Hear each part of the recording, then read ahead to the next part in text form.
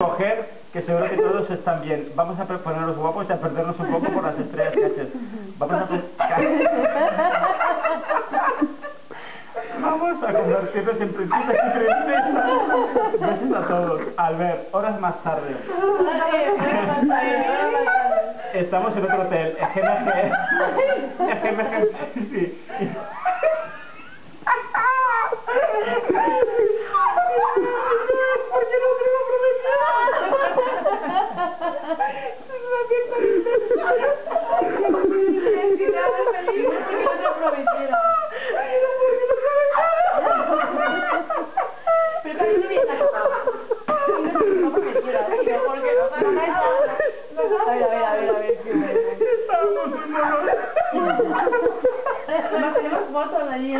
Estábamos muy monos para salir a cenar.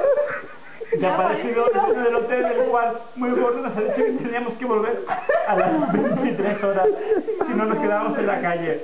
Nosotros sorprendidos hemos preguntado por qué, no nos sonaba control de madre.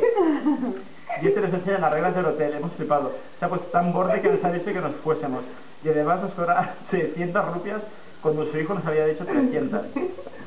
En fin, como justo saliendo por la puerta había otro que estaba muy bien, hemos ido a preguntar y nos hemos trasladado al momento.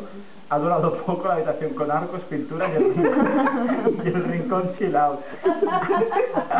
Ahora por 50 rupias más tenemos el baño dentro de la habitación con un gran abanico de grifos que sirven entre otras cosas para lavarte el culete.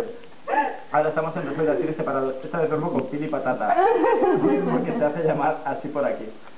La verdad es que está limpio y muy bien decorado, ya que las pinturas que hay en este hotel las ha hecho uno que trabaja aquí. Tomaremos ideas para nuestras casas. La cena divertida, no sé cómo la hacemos, pero siempre que hacemos a la calle, pues solo hombres, ratas o vacas, ni turistas ni nadie más.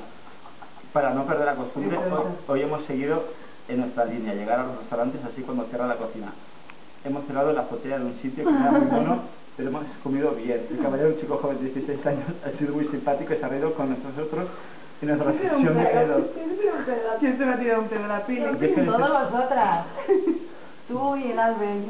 Y es que el intestino trabaja para algunos, mientras que para Sara tiene huelga general. Hostia, qué risa.